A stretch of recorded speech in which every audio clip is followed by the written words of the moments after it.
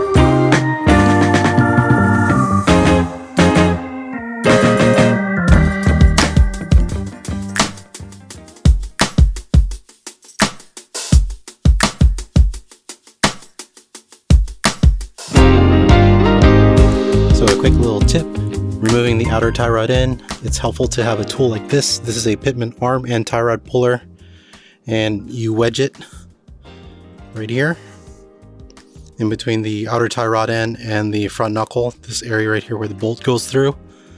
And when you screw it down, this compresses it and then it just pops it out into place and frees the tie rod.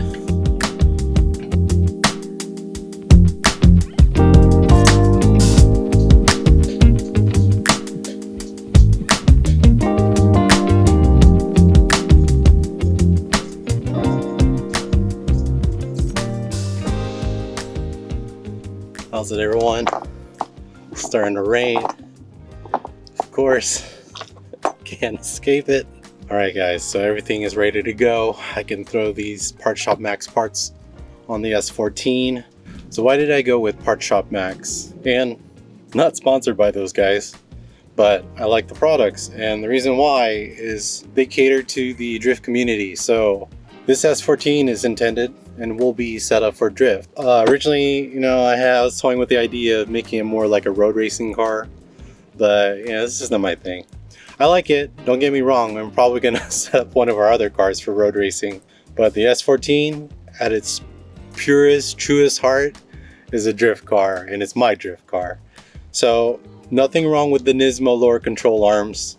It's just that the design, immediately you can tell that this is meant for more like a high steering angle. The Nismo ones are more tame.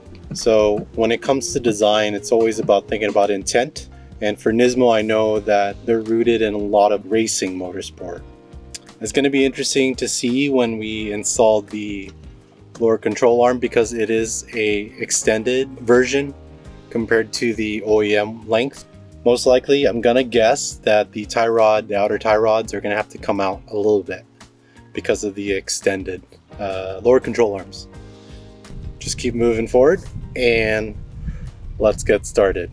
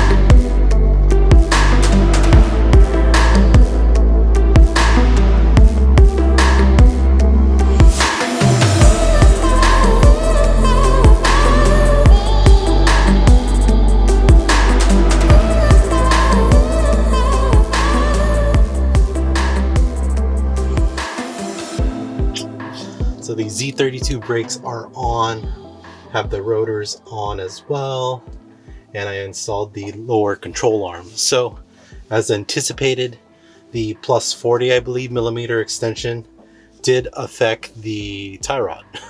But I do have a solution coming in the mail. Of course, I went ahead and bought the Parts Shop MAX, their tie rod set, so that will correct that issue. But until then, the wheels are just gonna have to go that bit. Okay, so tomorrow, what is the game plan? The game plan is to install the tension rods, finish up this side. I also still got to finish up the opposite side, and that should complete the front Z32 brake upgrade. So let's wrap it up. Good night, everyone, and I'll see you all tomorrow. How's it, everyone? So if you're tuning in right now, this is the re-uploaded version of episode 9. So I made a slight mistake. It's pretty big, actually. I installed the front tension rods incorrectly. So a viewer reached out. He noted that the front tension rods were backwards, and we can go over it why that was the case. So in the previous install, I had the front tension rods on the driver's side were mounted here. So this is actually the passenger side, and the reason being is if you have this mounted on the driver's side, let's say the wheel goes full lock towards this way, then this angle wouldn't make any sense. Now, the correct way to install it would be this way. So that's why there is a angle in and then it goes out. So then the wheel will just kind of collapse in, but then this would provide you with max clearance. So anyways, whoop, just lost a little spacer there, but I can pick it up. Anyways, so I'm going to reinstall the front tension rods the correct way, and rather than just kind of ending it off there, I might as well install the rest of the Parts Shop MAX goodies that I teased in the previously re-uploaded, or the previous episode 9. And that includes the tie rods and also the sway bar. So you're going to get extra content and hopefully you're going to stick around for that. But I appreciate the support and thank you for the patience, and I apologize for the mistake. So let's get to it.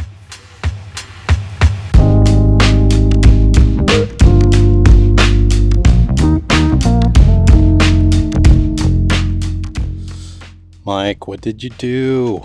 Could you just get the car running first? Come on now.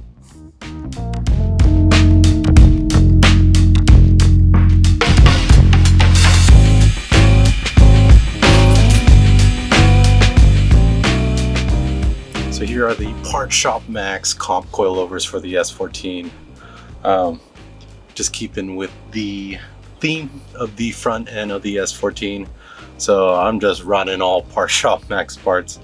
Originally I had the KW V3s, I believe, on the front. I think they're the V3s. Perfect ride quality. They're very functional and I highly recommend them. However, the only thing that I didn't like was that the ride height wasn't, you weren't able to set it pretty low or stupid low. And I'm not saying like slammed all the way down. I'm just saying maybe close the gap, wheel clearance. So I'm gonna save those for maybe when I grow up or get mature. But for now, here they are. So the lowdown is the front end, it's 10K, and then the rears are 8K, highly adjustable. What's cool is they also come with a little info sheet on all the coils or on the springs, and it pretty much tells you what to do for setting this all up. The other thing too is the adjustability in the ride height.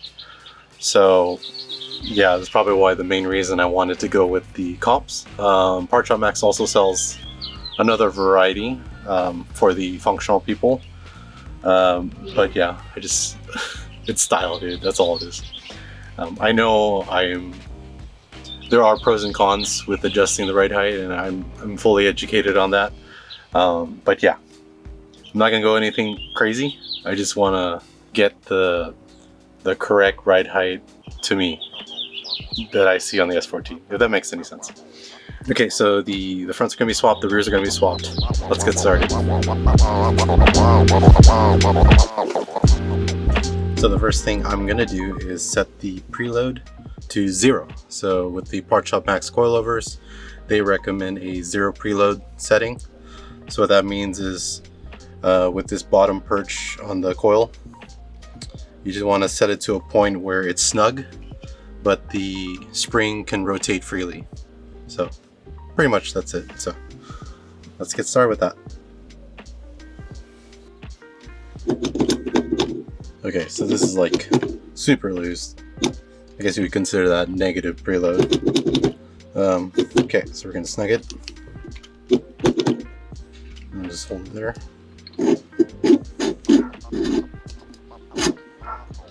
Okay, so what are we doing again? So using this to tighten it, it's gonna go tight. Eventually it's gonna be like snug, right? Like it's so hard to move this thing up. These notches are 45 degrees spaced too, so you could use that as a guide. So from this notch to this notch, there.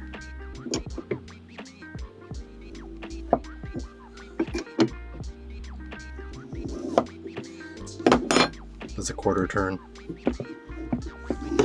See, it's a little still tight. So we got another turn again. Go from that to that. So let's use this. I'm gonna mark it right there. So that's about half turn. I like that feeling right there. And then you got the locking collar, and then you just scroll it up. Okay, turn it this way, then get that snug.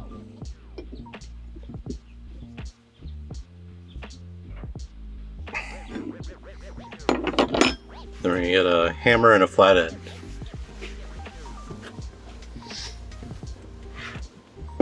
I don't like this part because then the pretty the pretty finish gets damaged a bit.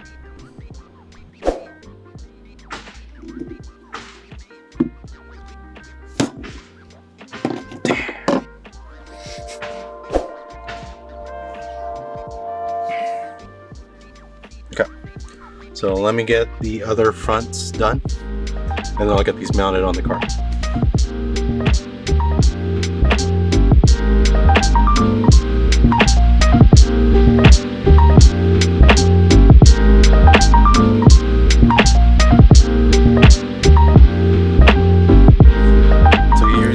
V3s right next to the Parts Shop MAX coilovers. This is at the lowest setting of the V3, and I believe from the manual it's about 13 inches from the wheel hub to the fender line, or the fender arc. And this is an amazing coilover, so I highly recommend it if you're smart and you like to do a lot of road racing. The other thing too, what I noticed is it rides like a Cadillac, so if ride quality is what you're shooting for, if you just want a nice semi-decent low car and you're cruising and whatnot, highly recommend this. So with the Parts Shop MAX coilovers, it comes with the camber plate plus. It looks amazing. I mean, they know what's up in terms of branding and marketing. It's a solid showpiece. So if anything, you know, you get the function, form, and then the style is like A+ max level 100%. Hence Parts Shop MAX, right? We'll see what happens, right? All right.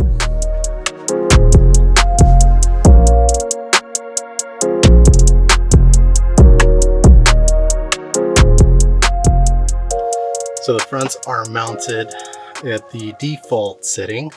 So that's just with the strut flush to that bottom perch. I'm getting about maybe 3 finger gap. Let's see, about 2.5 inches.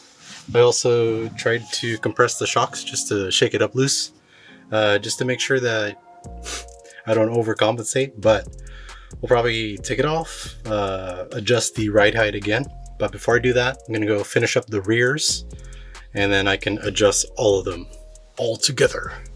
Okay, all right, so let's head over to the back. All right, to remove the rear struts, we're gonna remove that rear deck lid. Where the speakers are, it just pops up. Like this, right? Just kidding. You probably have to put a little bit of force, and eventually it'll come out.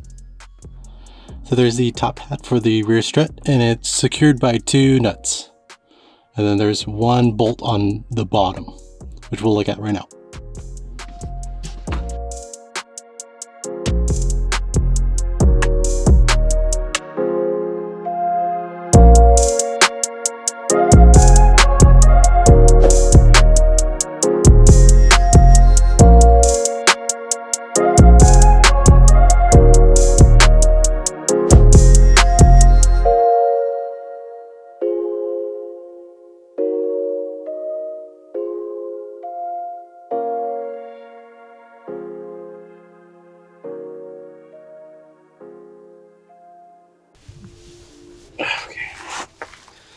Alright, boys and girls, let's see if Mike can remove this inner tie rod. I tried the manual way, which is the adjustable wrench way. No go. Just didn't work. So, we got this thing. It's a inner tie rod removal tool. The way it works is it slides over that square nut part of the inner tie rod, and then you should be able to attach a breaker bar, and hopefully it breaks loose, because if it doesn't, well, I have to bring out the pneumatic. We'll find out, right? But that is the last piece of the front end before we wrap this thing up. So let's give it a shot, shall we? So here's how the tool looks. And then there's the 1/2-inch drive socket. And it comes with a bunch of adapters of varying sizes. So just got to find the right one and we'll slide it over the inner tie rod.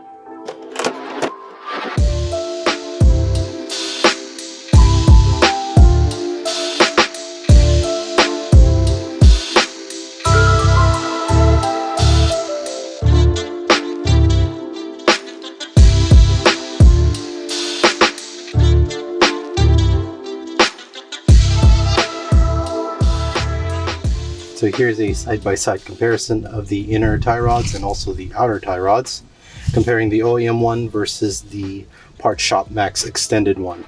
So you can see the extra length on the Parts Shop MAX one, which gives us about, let's say, 1/2 inch over the OEM one. I do like how it's thicker here, so it gives you a little bit more leverage when you're trying to loosen some stuff up.